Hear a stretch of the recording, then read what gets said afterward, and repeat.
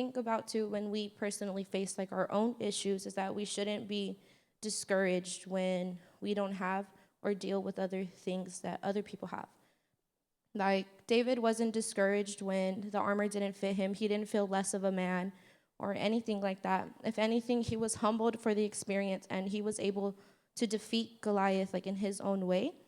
But something to also keep in mind with that specifically is that every battle that we win is also a victory for God. And that's the way how David saw it as well.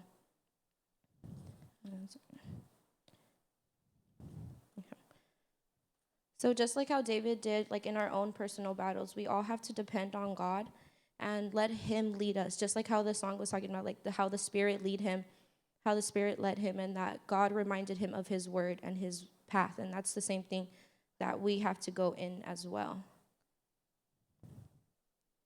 So I'm going to talk mostly like how, like the type of way or the type of weapons we use to fight our own battles. And to describe what a carnal weapon is, it's basically your first instinct to a reaction. Like if someone were to yell at you, what's your instinct to react?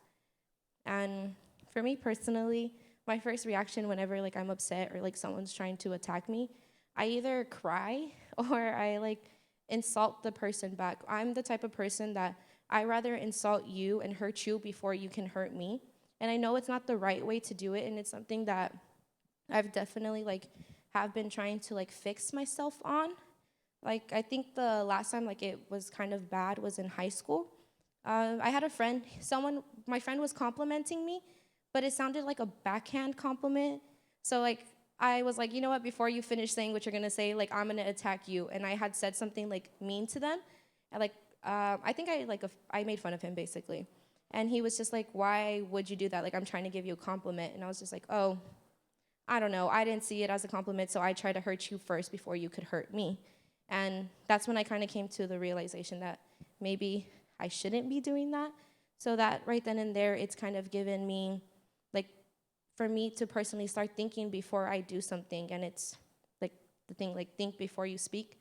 That is a very thing to keep in mind, just like the like, reaction. Like, the cat's just like, whatever, and then she's like yelling at the cat. I don't know. I thought that was funny.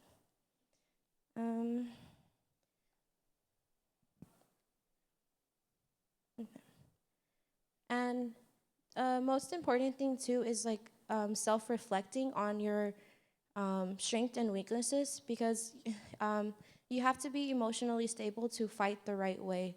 And it's something really to think about, because back then in high school, I know I wasn't emotionally stable as I am now.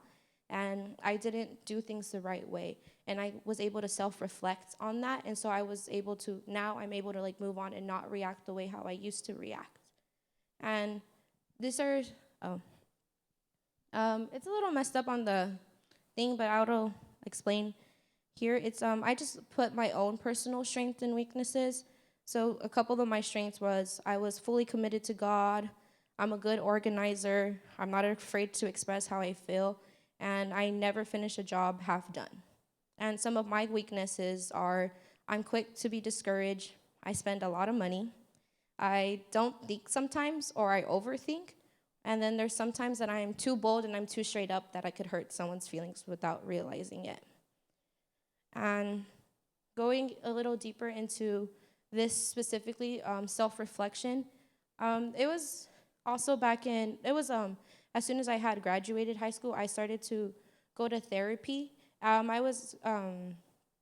had suffered a lot from like depression and anxiety, and it was something that was kind of like eating me alive, you can kind of say. And something that my therapist had me do that I still do to this day that I recommend for anyone when they self-reflect is like write down your feelings, like how happy you are, how sad you are, how like anxious you are from like a scale from 5 to 10. So, I mean, not 5 to 10, sorry, from 1 to 5. And then based off of that, you write like, if for me personally, like I write down like all the bad things that I'm feeling. And then for each bad one, I write something positive, and then I add an extra positive so I can remind myself like everything is okay, that there is better things and there is worse things. And then in the back of it, like on the back of the page, like I'll write myself a letter to help myself, like self-reflect why I'm feeling this way. What can I do to solve it? I brought it.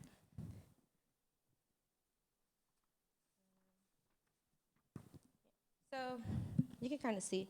So here, like I kind of write down. I do like I don't know. I'm a little OCD with colors, so I like write down how I feel, all the negatives in one color and all the positives in another color, and then I write myself like a little like dear me, and then I write everything how I'm feeling, and I put it like in a little journal because I like Lilo and Stitch.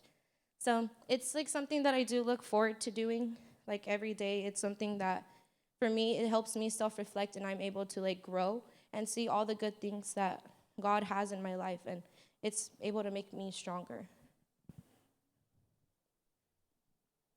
And then this verse is really important. It's Proverbs 18:10, and it reads, "The name of the Lord is a strong fortress.